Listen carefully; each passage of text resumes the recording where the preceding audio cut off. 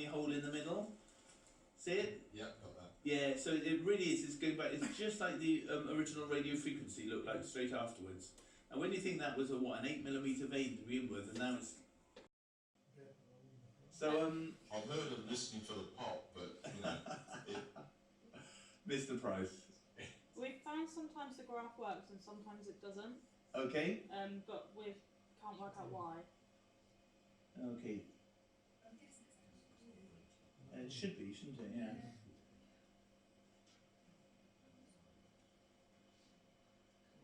So the spasm of it, has it?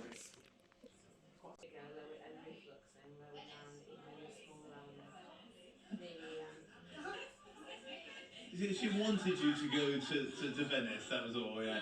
I went to Rhodes. What, Venice? Yes. That's right. Yes. She's even there. The most important thing to remember with Carrie, she hasn't changed. She hasn't changed, you know. No. Well, even if you did want to, it's not going to happen, is it? So. Yeah. Plus, I got Carrie to give them a we wouldn't want you to change, but we would. Yeah. Beautiful on that side. That's lovely.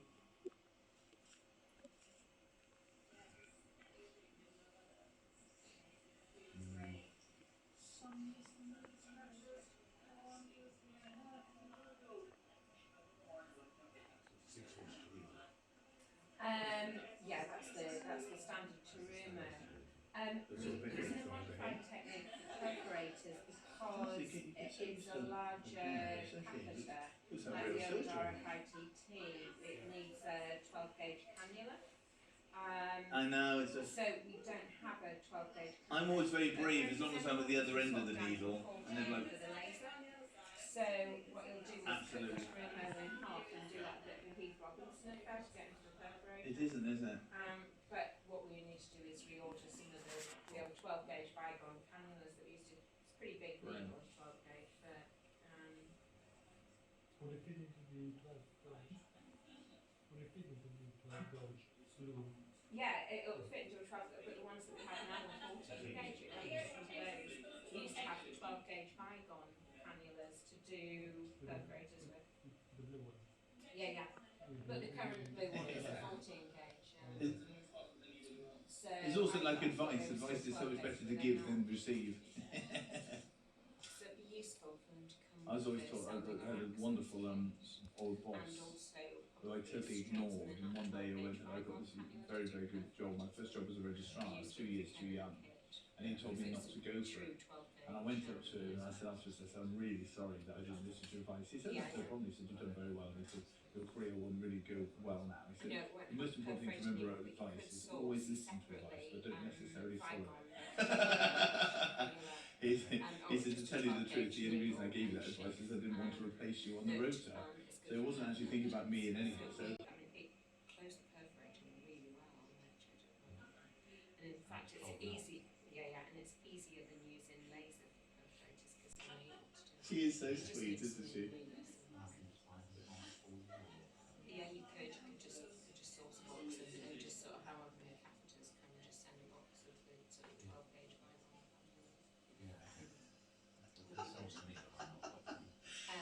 Honestly, she got an iPad a few years ago and she now just thinks everything's automated. You know, oh, God.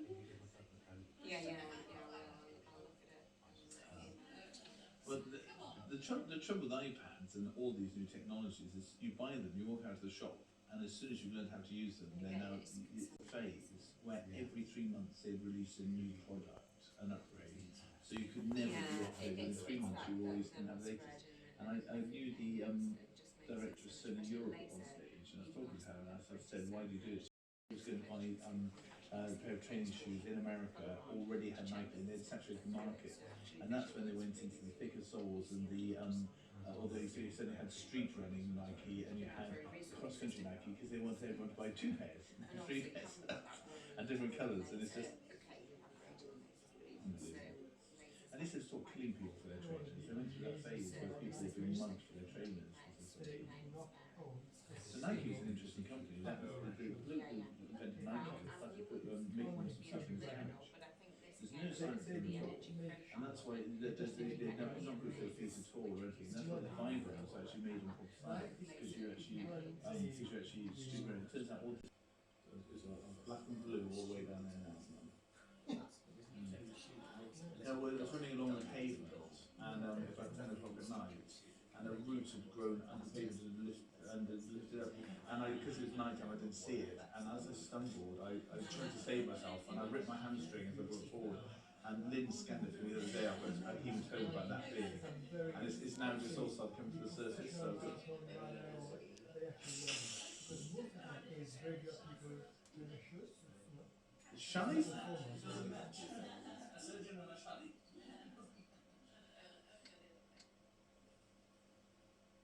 I'm shy, but just not in theatre. When I'm in my comfort zone, I'm fine. But outside, I hate social situations. Well, that depends on the amount of alcohol. We haven't noticed, mate. Yeah, that's because you don't see me socially, Mr. P. The only thing socially you ever see me doing is on the other's wrong side of a pint, and that way that's when I get my that's when I get more confidence again. I didn't even know there was a wrong side of the pint. Talking of which, have you seen those new pork scratchings called the snuffling pig? Oh my god, they're just delicious. Yeah, well, you can get flavoured ones as well, and oh my god, they're fantastic. But what a wonderful name, the snuffling pig. Talking of wonderful names, I don't know whether I sent you that picture from Australia when I stopped for a pint. Jane and I had just been on one of these day trips, and we got back from the bus, and there was a bar there, and I went in there, and I just had to have a pint of this stuff. It was called, I had a pint of Arrogant Bastard. Just what a wonderful name for a pint of beer. Just brilliant. Brilliant. Well, I thought you'd like it, I'm sure I sent it to you. Yeah, it really well. That's fantastic. And when I was over there, I've got some lovely photographs. And one of them is they had a rodent control, and it was called. Wow. Well, it is Omar doing it, so I have every Absolutely. confidence. Well, the other thing is, even if he's so charming, she wouldn't say how in any case. So that's a little. I'll go a bit further forward. I'll go just a few millimetres. Rhiannon, how are you finding this torment? There we go. Yeah. You can go a tiny bit forward. Oh no, that's about right. That's about right, actually. So, just for, is Christian back from the toilet? You might have to tell them to come back 2 centimetres, because it's only because we've got people like Angie and these machines that we can see such good imaging. Okay. Okay, so he's done double burn at the top, which, as we said yesterday, might or might not be needed, and now it's just 1 centimetre each time. And the great thing is you don't have to count or anything. We can sit and chat. We can take the mick out of sister, which is obviously my favourite pastime. Oh no, that's true. That's true. But she's well. What are you doing?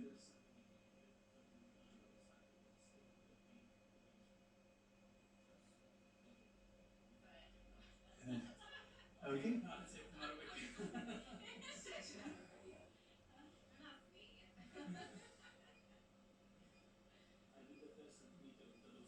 You did twice, yeah? Oh, yeah, let's see the contraction there. You start to see the contraction, that's quite nice, isn't it?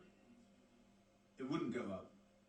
It wouldn't go up or would go up? It would. No, it will do, yeah. So this is it's a constriction of the protein, but it's still soft. It doesn't go hard until you get the inflammation, yeah.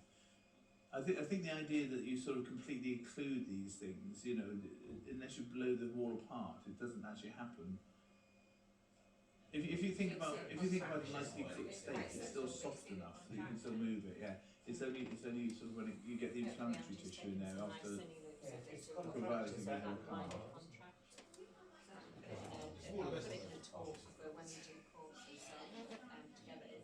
And we will do. We're going to stir you as well. Well, what we have to do is we have to remove the cover. It lifts almost as it contracts. So it's like on about the 5th, 6th, and 7th second of the cycle. In the early days of doing venous closure, Yes.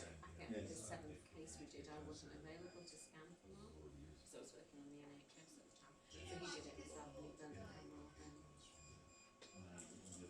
So we always had a sonographer, two persons. Yeah, it makes sense. So true. But of course, worldwide, you're not going to get clinicians are not going to have access to that, so this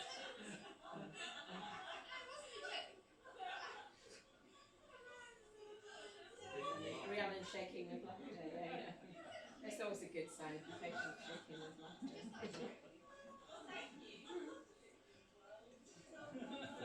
I don't know how much of this you can hear upstairs, but people like Mike who don't have to deal with Carrie very often, this is probably a revelation. What was the joke? Oh, it wasn't a joke. Unfortunately, it was Carrie coming out with a fact, and we're still all in complete shock that she came out with a fact. Why is it against the law to die in the House of Parliament? Can you hear that? No. Why is it against the law to die in the Houses of Parliament? Yeah, we thought it was going to be a joke. It turns out it's a fact. According, if you die in the Houses of Parliament, you have to have a state funeral. But I don't see why that's against the law. Against the law, though, is it? It's expensive. I mean, you can't help it if you You're gonna die. You're gonna die. in the middle of Parliament, in the Houses of Parliament. I think there's probably a few more in the House of Lords. The difficulty is, as we've already noted this morning, Carrie doesn't get all of her facts right. So she's probably, it's probably nothing to do with Jesus' way. It's not illegal, though. It's not illegal to die. It's not illegal now. I mean, they can't really ban you from dying, you know, if you die. Thou shalt not die. So the fact that she was 50% correct means that she's more correct than she's ever been in anything in her life. Stick an oxygen mask on you and get you out of Anything over 25% correct on any fact is a revelation for Carrie. You should get her to run a pub quiz. Carrie, can you hear me? Yes. Apparently, though, you can now ride your donkey on certain roads in the capital as well, free of charge. Fantastic. And I know you like that information. Did you see that you're not allowed to have a suspicious fish? You're not allowed to carry a suspicious fish in, is it central London or something? I think that pertains specifically to salmon. Salmon, that's right. Suspicious salmon, that's right. Have you seen that bloke who tried to break? Totally. Oh, she's bonkers. I love that girl. She's just totally bonkers. Mark, on a technical point, Yeah. Last evening, I mean, you were telling us that the wattage is 50, 40 or 50. Yeah. Yeah. So presumably the actual energy transfer, if you multiply that up per second or by length. Yeah, there's an energy loss in the system. There's a big energy loss in the system. So how do we calculate that? You can't. You can't. No, the same way we can't calculate, because that's what Charlotte was doing for her research, and we need to go back to doing. So now we've got our research unit back together. Some of the summer research fellows, we're going to start looking at that again and seeing. Careful the bubbles coming up as well. Okay.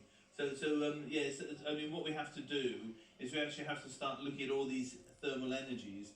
I mean, it all started when Tim Fernandez Hart noticed that the 10 watts on the arc laser was not having the same effect on the ultrasound as the 10 watts on the Biolitech. Stop.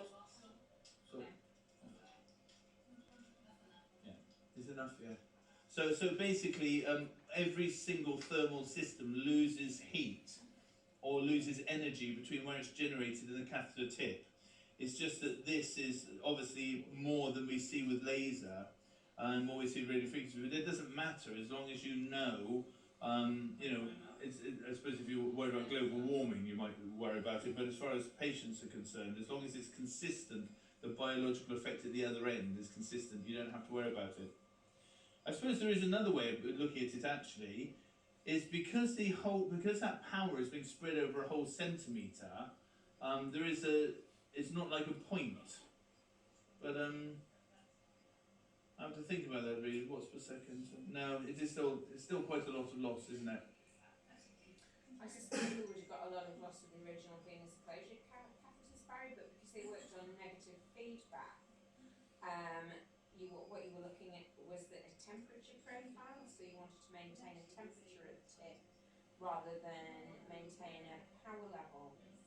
So I guess this works in a similar Well, way. that's the thing. about If achieving it's just as temperature. effective by the looks of it as the top lasers, but you don't have all that fat. Well, I would It's not suspect- actually. Is that the top? I was going to say, I just suddenly thought, what? Okay, can we put head up? Can we put head up? Lovely, thanks. Yeah. So, just to show you up north, have we got the where's the? I need a trollop needle. Can I have a blue trollop needle, thanks? Just to show, I think it was Mike who yesterday was asking why I don't. Where's the micro? Can we move someone's move? Thank you. Angie's This doesn't quite go down. Angie, could you move your head down? Put your head down, Angie. Head down. Duck! Head down. Duck! So you see the microwave doesn't quite go down this trollop needle, trollop cannula. Because You see that? That's 14G. So we need one slightly bigger than that. So we're going to have to make one. So how we're going to make it is, I'm just going to get the needle there. So that's going to go in about that level there. So what I'm going to do is I'm going to have to cut this about, so it comes out. Let's see where that goes into. So it goes right flush there. So I'm going to measure it on the outside at the same point there. So it stands proud at that end. I'm just going to have to cut it about there.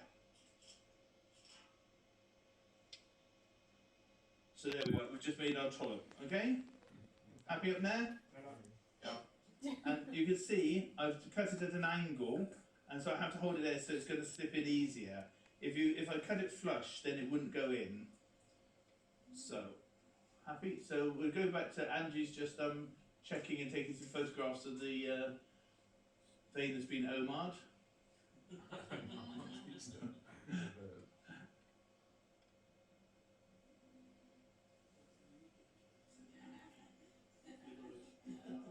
Okay. Right. Let's go for, show me one of the perfect worthy worths. Lovely. So we're just going to, perfect. Okay, horrible little pinprick coming in, Rhiannon. This is more local anaesthetic.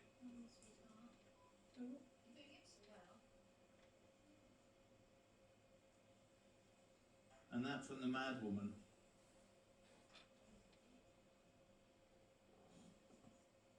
Well, the patient is being assaulted by a cruel, wicked man. Now, Omar, stop now.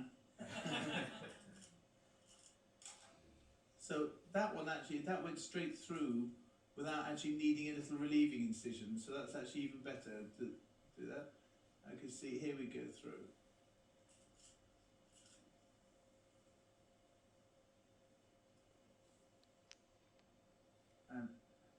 But you have to go a little past the point that we want to do because of the outer bit. And now I'm pushing the cannula, the plastic cannula in and pulling the needle out. And a bit like the radial laser, if it's a near miss, you're still going to get the perforator.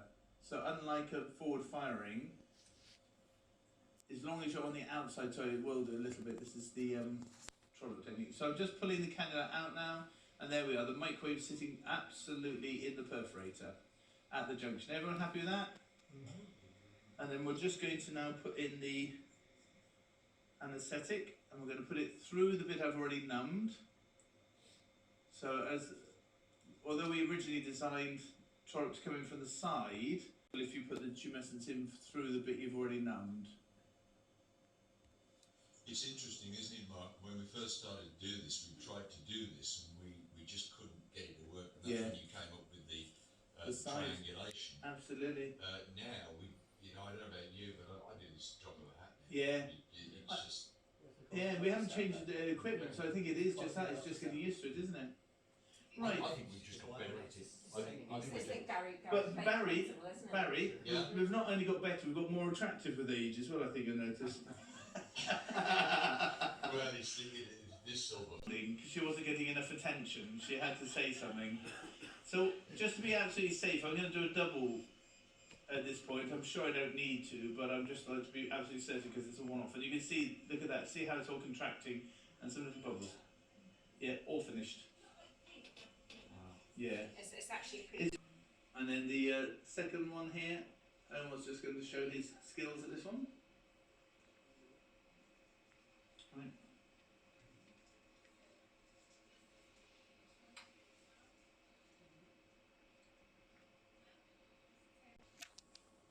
Yes, 2012, yes.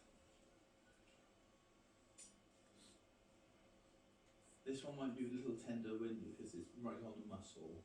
Okay, but just a little bit.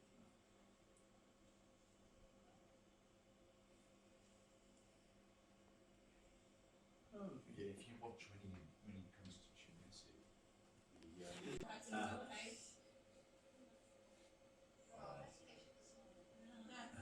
oh, beautiful shot, Omar. He's just showing off now.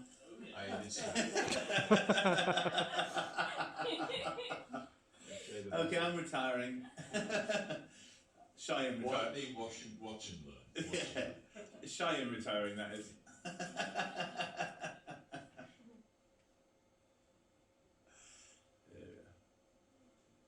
that alright? You can see beautifully. It's a bit sore on the when it's right on that muscle. If you pull it back a tiny bit, Omar, it's just a little sore when it's pushing on that muscle. Just that's it, just that. Beautiful. And can you take a static image of that? The only Take thing a you have to photo watch of it? now. Angie, did you hear that? Could you take a static image of that because you've got the most glorious, saltier there. Even without the we've got loads of images. She's taken loads, yeah. Right. Yeah, just when you're right on that, when the tumescence, just make sure that as the muscle goes down, you don't slip out. Yeah. I was just saying to Omar, I don't know if you heard that. Quite often, when you're right on the perforator there, if you're not concentrating, when you put the tumescence in, the muscle gets pushed down, and sometimes the thing can slip out. Actually, no, we're way in there. That's fine. There's no problem there at all. But we're just on a technical point, Mark. I've taken to because I had this happen to me once. Got a bit distracted and the thing came out. Yeah. I now tumescence actually on the cannula and pull the cannula out the very last thing. yeah. And then you can't make that error. There's another way of doing it. What I like taking the cannula out early, purely and simply, because quite often you get a flushback around when the cannula comes out, and it just gives you that confidence you're really in it. But you're quite right. I think when you've got one of the nice things about radial laser and now microwave is even if you're on the out wall of it, you're still going to close it. And I think that's what's really nice about it because you've got that zone of destruction around it.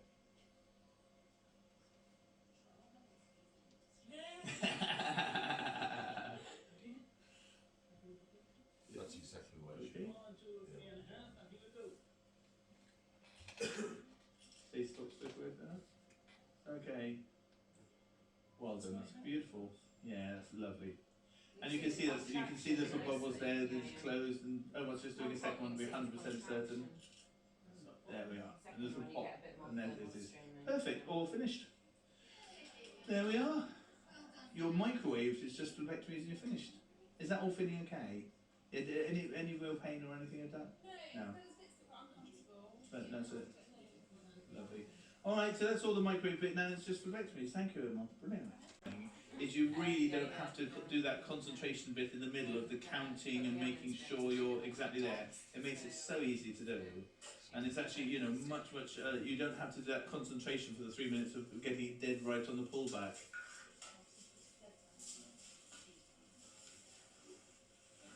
Really nice technique.